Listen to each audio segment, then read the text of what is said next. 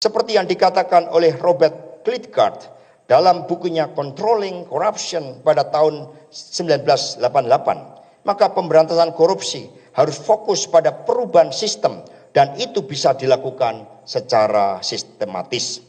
Dengan seluruh kesempatan atas eksepsi ini, maka demi keadilan dan kebenaran, memperhatikan kepentingan umum, serta berdasarkan aspek formil, material, kemanusiaan, dan latar belakang dari seluruh perkara ini, maka kami percaya bahwa yang mulia para hakim benar-benar menunjukkan bahwa hakim adalah wakil Tuhan di muka bumi sebagaimana disampaikan oleh William Shakespeare. Dengan demikian, kepada yang mulia majelis hakim yang memeriksa dan mengadili perkara aku terhadap atas nama saya, Hasto Kristianto, mohon dan mengharap sebagai suatu proses penyelidikan hukum dapat menjadi pilar utama pencari keadilan. Hal ini penting sebagaimana diungkapkan oleh Profesor Dr. Azumadi Asra dalam kata pengantar buku catatan Profesor Todung Mulya Lubis, Kompas Media Nusantara tahun 2009, bahwa penegakan hukum sangat esensial dan instrumental bagi terjadi dan bekerjanya demokrasi dengan baik.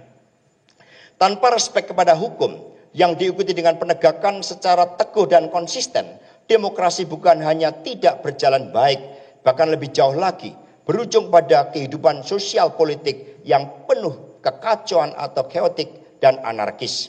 Oleh karena itu, keadilan yang sejati hanya dapat terwujud ketika hukum ditegakkan tanpa intervensi demi kepentingan masyarakat luas. Proses hukum yang benar bukan hanya melindungi hak individu, tetapi juga menjaga stabilitas dan martabat demokrasi itu sendiri. Mohon maaf. Berdasarkan uraian yang telah disampaikan di atas, jelas terdapat keraguan mendasar dalam pembuktian dakwaan yang diajukan oleh jaksa penuntut umum, baik dalam hal kejelasan unsur pidana maupun ketepatan penerapan hukum terhadap terdakwa. Sesuai dengan prinsip in dubio pro reo yang merupakan asas fundamental dalam hukum pidana, setiap keraguan yang muncul harus ditafsirkan demi keuntungan terdakwa. Oleh karena itu, demi menegakkan keadilan dan menjunjung tinggi hak asasi manusia, kami memohon kepada majelis hakim yang mulia untuk menerima dan mengabulkan eksepsi ini, serta menyatakan bahwa dakwaan yang diajukan tidak dapat diterima atau batal demi hukum. Berdasarkan hal-hal yang telah diuraikan di atas, dimohon kepada majelis hakim yang mulia yang memeriksa dan mengadili perkara aku berkenaan menjatuhkan putusan sela dengan amar putusan sebagai berikut. 1. Menerima dan mengabulkan seluruh nota keberatan atau eksepsi terdakwa dan penasihat hukumnya sebagai satu kesatuan. 2. Menyatakan surat dakwaan jaksa penuntut umum batal demi hukum atau setidak-tidaknya tidak dapat diterima. 3. Menyatakan atas nama terdakwa Hasto Kristianto tidak dilanjutkan pemeriksaannya. 4. Memulihkan hak terdakwa Hasto Kristianto dalam kedudukan, kemampuan, harkat, dan martabatnya. 5. Memerintahkan jaksa penuntut umum untuk membebaskan terdakwa Hasto Kristianto dalam waktu paling lambat 24 jam setelah putusan dari majelis hakim yang mulia. 6. Memerintahkan agar seluruh barang bukti yang disita oleh penyidik dan jaksa penuntut umum untuk dikembalikan kepada pihak dari mana barang tersebut disita. 7. Membebaskan biaya perkara kepada negara. Majelis hakim yang mulia, akhirnya saya dan tim penasihat hukum berharap agar eksepsi ini dikabulkan. Di rumah tahanan, saya mendapatkan seorang sahabat. Melalui sahabat yang beragama Islam ini, saya mendapatkan begitu banyak nasihat kebijaksanaan yang bersumber dari Al-Quran dan hadits-hadits. Nasihat tersebut disampaikan oleh sahabat baik saya, Afrian Jafar. Beliau menyampaikan dari Quran, surat Al-Maidah ayat 8, berikut terjemahannya. Wahai orang-orang yang beriman, jadilah kamu sebagai penegak keadilan karena Allah, menjadi saksi dengan adil. Dan janganlah kebencianmu terhadap suatu kaum mendorong kamu untuk berlaku tidak adil.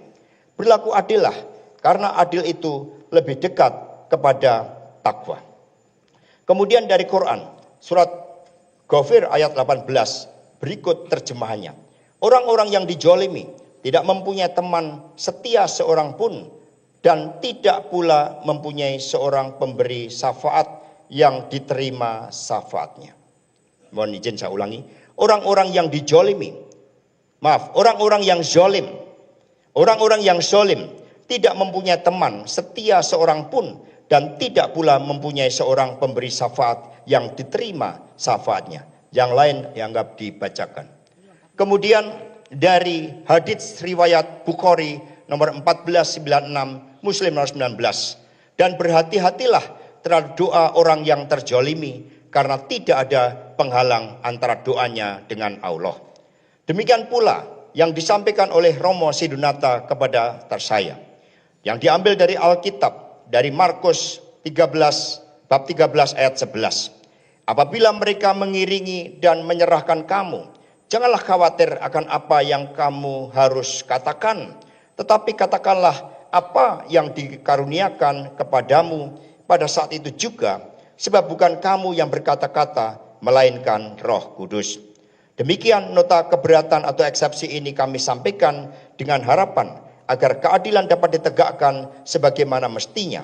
Atas perhatian dan dikabulkannya oleh Yang Mulia Majelis Hakim, kami ucapkan terima kasih. Satyam Eva Jayate, pada akhirnya kebenaran yang akan menang, diiringi salam nasional kita, merdeka. Hormat kami terdakwa Hasto Kristianto, ditandatangani tanggal 21 Maret 2025.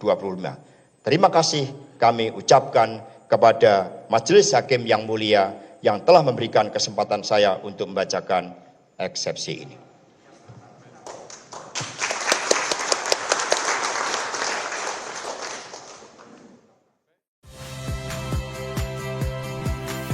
Saya Radi Saputro.